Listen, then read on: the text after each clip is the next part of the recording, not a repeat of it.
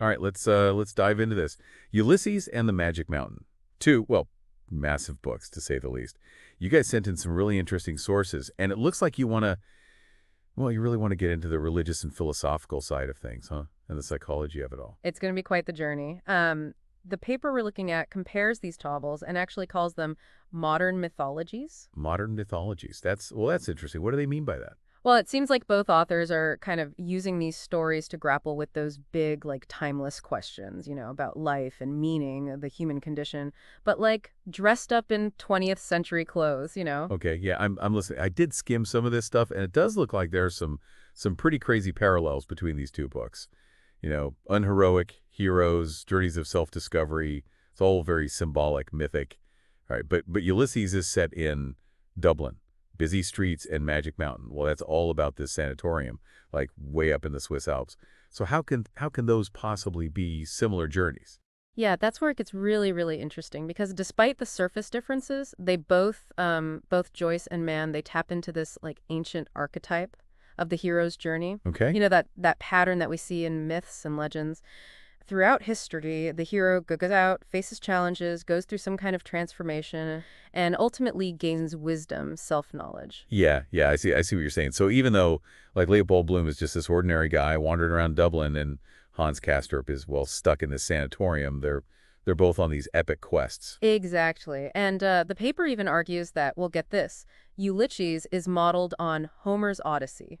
Whoa, okay, that's pretty ambitious. It is, and Joyce structures the whole novel around one single day, June 16th, 1904, which becomes this microcosm for a whole lifetime of experience. Wow. Okay, that's some serious literary magic going on there. But what about the Magic Mountain? Is that connected to any like specific myth? It's not as directly connected as Ulysses is to the Odyssey, but it still draws heavily on all this mythology and religious symbolism from Greek, Sumerian, even biblical traditions. Okay. You think of Hans Castorp up there, isolated on the Magic Mountain. It's like he's in this symbolic space where time and reality don't really apply in the same way, and it becomes this space for introspection, transformation, very much like that hero's journey into the underworld or some other mystical realm. Yeah, yeah. I'm getting this feeling that both of these novels are doing something pretty clever, actually. They're using these classic myths, but to explore these modern anxieties, right? I mean, the world was changing so much back then in the early 20th century. War, industrialization, all these scientific discoveries, challenging traditional beliefs. So maybe they needed new myths to make sense of it all. Yeah, you're right. You're right on the mark. And this was the era of modernism when artists and writers were breaking away from those old forms. They were really trying to capture that fragmentation, that uncertainty of modern life. And these novels, they definitely reflect that. Okay, so we've got these modern anxieties kind of playing out against this backdrop of these ancient myths. But these books are also known for being, well, pretty dense and experimental. How does that fit into all of this? Yeah, and that's where this idea of psychological realism comes in. Both novels are really, really concerned with the inner lives of their characters. Okay. They're not just telling us what happens, they're really taking us inside, like the minds of Stephen Dedalus, Leopold Bloom, Hans Castorp, showing us how they perceive and experience the world. So less about kind of the external events, more about the internal. Exactly. So, for example, Joyce, he uses this technique called stream of consciousness in Ulysses. Okay. And it's like we're right there in Leopold Bloom's head, experiencing Dublin through his senses, memories, even his random thoughts.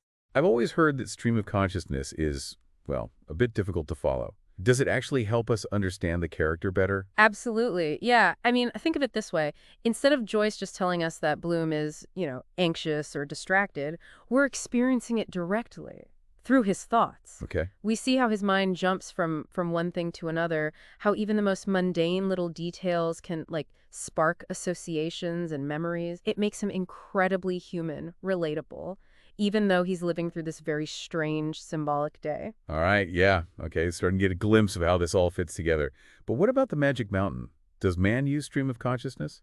He doesn't use it as explicitly as Joyce, but he still has these long passages where he focuses on Hans Castorp's introspection. So we see him wrestling with these complex philosophical ideas, questioning everything he thought he knew about life, death, love, all while stuck in this strange, timeless world of the sanatorium. So both authors are using these innovative techniques to really dig into the psychology of their characters, and I guess revealing something about the human condition in the process.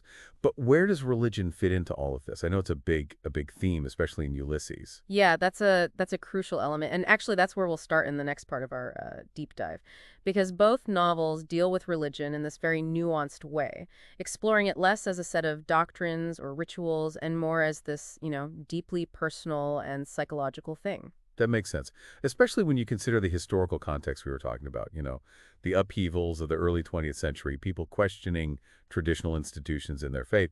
So maybe these authors were trying to like capture that religious questioning, that search for meaning. Exactly, and the paper highlights how both Joyce and Mann were influenced by, contemporary thinkers like Freud, Nietzsche, Jung, people who were exploring the psychology of religion and spirituality. So it's not about religion in the like conventional sense. It's more about the individual's struggle to find meaning and purpose, even maybe even a sense of the sacred in a world that, well, that feels increasingly secular.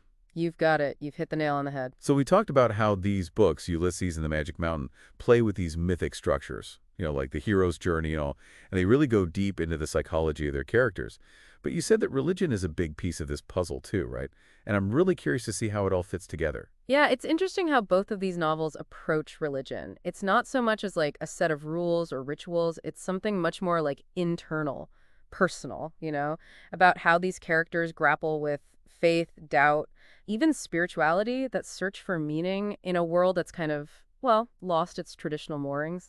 And that makes a lot of sense, especially when you think about the historical context. Like we were talking about those upheavals in the early 20th century, how a lot of those events really shook people's faith in, well, traditional institutions. So maybe these authors, they were trying to capture that sense of religious questioning, like that search that people were going through. Right, exactly. And the paper specifically talks about how Joyce and Mann, they seem to be influenced by thinkers like Freud, Nietzsche, even Jung, people who were exploring, the psychology of religion, spirituality. So it's not so much about religion in that conventional sense. It's more about like the individual's struggle to find meaning and purpose, maybe even a sense of the sacred in a world that, well, that feels more and more secular all the time. You got it. You're exactly right. Think about Stephen Dedalus in Ulysses. He's wrestling with his Catholic upbringing, but it's all very, internal, psychological, all about guilt, rebellion, and this desperate search for a spiritual father figure. It's almost like he's trying to forge his own personal religion,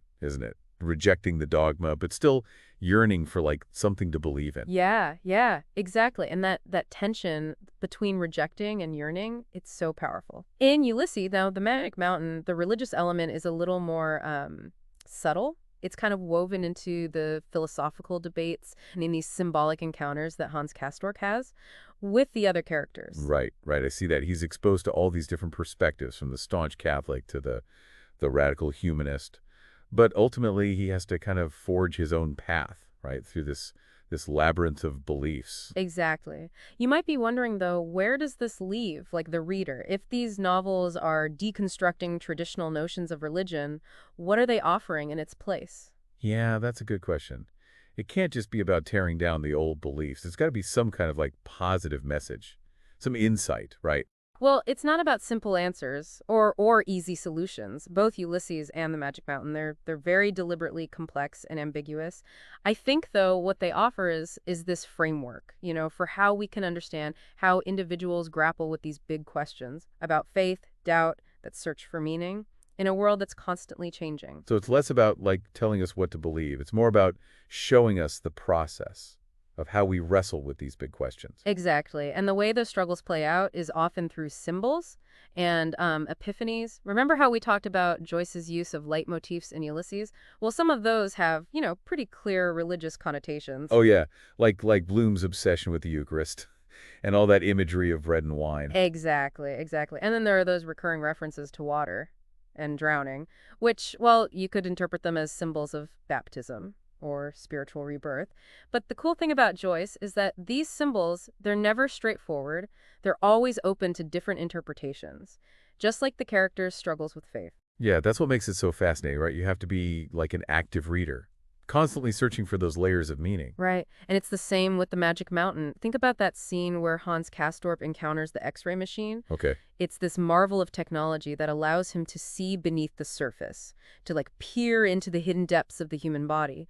But it's also very symbolic. It's like he's trying to see through the surface of, reality itself, grasp something deeper, more profound. Right, yeah, it's like a metaphor for that search for spiritual truth, the desire to understand these mysteries of life and death. And the paper, it connects this scene to that recurring motif of illness and healing in the Magic Mountain. The sanatorium becomes this microcosm of like human existence where people are confronting their mortality, searching for healing, both physical and spiritual. So both of these novels, in a way, they're exploring this very human need to find meaning, even when faced with suffering, doubt, uncertainty. It's all about that ongoing quest, that journey of self-discovery.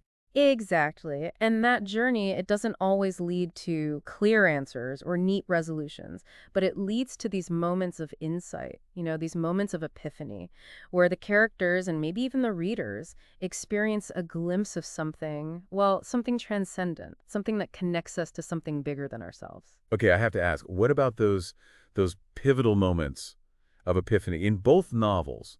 The paper mentions like Stephen's encounter with his mother's ghost in Ulysses, and then Hans's like mystical experience in the snowstorm in Magic Mountain. How do those fit into this whole idea of religion as an internal thing? Yeah, that's where we really get to the heart of it all. Both scenes are incredibly powerful and ambiguous, but they point to something really profound about human capacity for spiritual experience, even outside of those traditional religious frameworks. This is getting good, but we're running out of time for this part of our deep dive.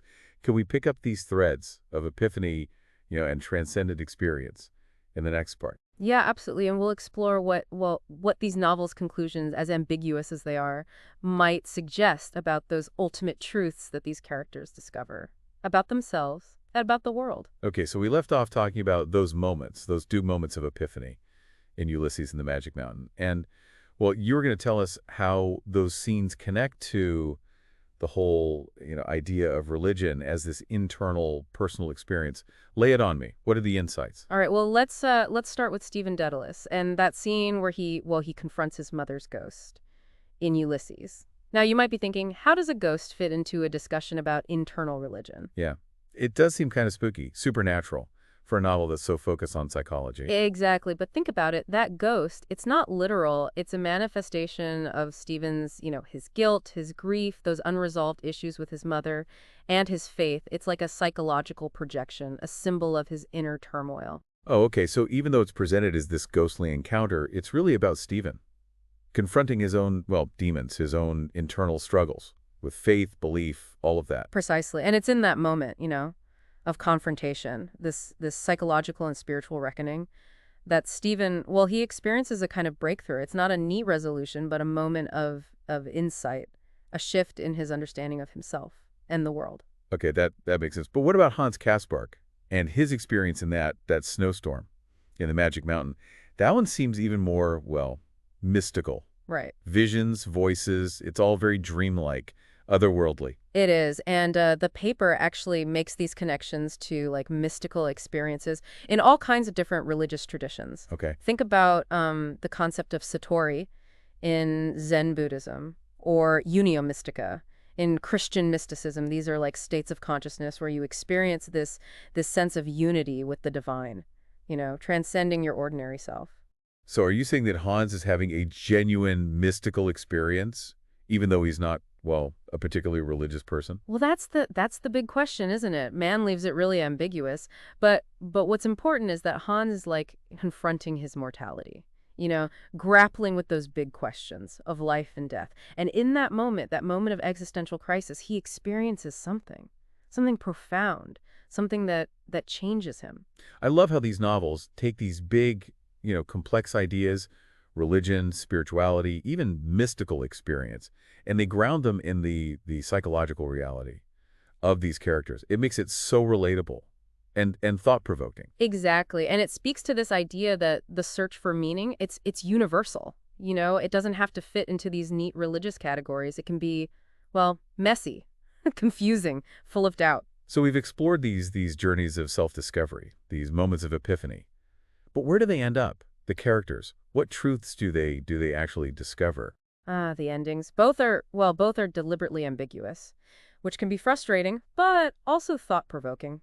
Ulysses ends with Molly Blue's, famous soliloquy, that enigmatic, yes, I said yes, I will, yes. What she's saying yes to, well, that's open to interpretation. So we're left to kind of ponder what that big yes means. Is it a yes to like life, to love, to all the messy complexities of being human? Exactly, and it ties back to those themes of acceptance, affirmation, that run through the whole novel. Now, the Magic Mountain, well, it ends with Hans Castorp's fate uncertain. We don't know if he survives the war or what happens to him. So no neat ending, no big pronouncements about the meaning of life. Nope, but that ambiguity, it's very much a modernist thing. This idea that there are no easy answers in a world that's always changing. Yeah, it's like both authors are saying that search for meaning, it's an ongoing process, something that continues, even after the book is over. Right. And I think that's why these novels are still, so relevant. They don't give us the answers, but they give us this framework for grappling with the big questions, for exploring our own inner landscapes, for finding those moments of, epiphany, connection in a world that can feel, well, pretty fragmented, chaotic even. So to wrap things up, what's the one thing you'd want our listener to take away after this whole deep dive? The most important thing, I think, is this. Both Ulysses and the Magic Mountain, they're invitations, They're invitations to go on our own journeys of self-discovery, to really engage with those big questions of life, death, meaning, what does it mean to be human? It's about embracing the complexity, the ambiguity, even the beauty of it all, even when it doesn't make sense. Exactly. And who knows, maybe along the way we'll have our own, epiphanies, our own moments of insight that light the path. And that's a pretty good reason to, well, dive into these books. Challenging, rewarding, and ultimately, life-affirming. Thanks for taking us on this journey. It was my pleasure. And to our listener, I hope this deep dive has, well, sparked your curiosity. Keep exploring, keep questioning, and keep diving deep into the world of literature. Until next time, happy reading.